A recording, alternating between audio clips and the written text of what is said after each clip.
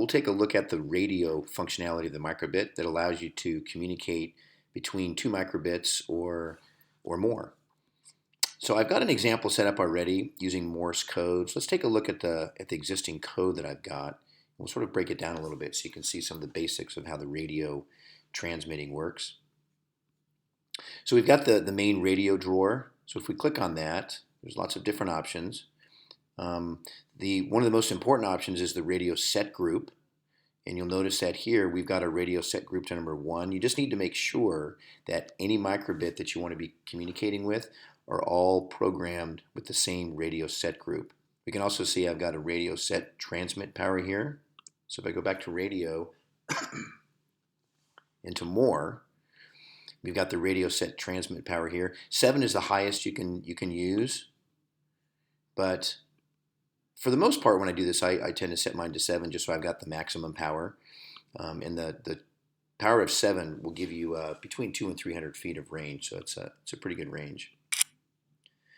And so here, I've got a Morse code piece set up, and I'll sort of explain this here to you. We've got it set up so that when your microbit, when you press button A, it will show on your microbit a dot. And when you press button B, it will show a dash. Now this only is going to be showing what's on your microbit, but we also at the same time want to send out the radio number 0. So this is an arbitrary number, and a little bit later in the code you'll see that this number 0 is attached to a dot that will be sent to the next, to any microbit that's set to the same radio set group. So I put a pause in of 0.1 seconds or 100 milliseconds, and then it goes blank again. Now if we scroll over here, we can see in the code that on radio received, so we can see we get that one under radio and on radio received. So this was the command that was used for that.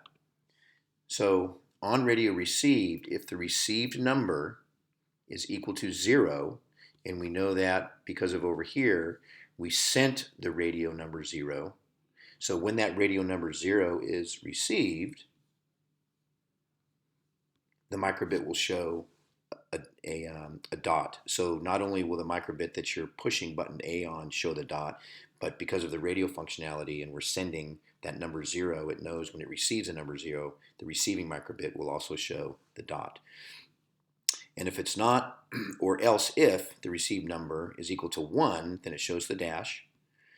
And then we've got a couple of other ones set up for an arrow and an X here. And the arrow and the X functionality is set up so that when you're finished sending, say, a single word, the student could send the arrow, and that's set to be on shake using the accelerometer. Or if you turn the microbit upside down, it uses the accelerometer functionality on screen down to display the X, but also send the radio numbers 2 and 3.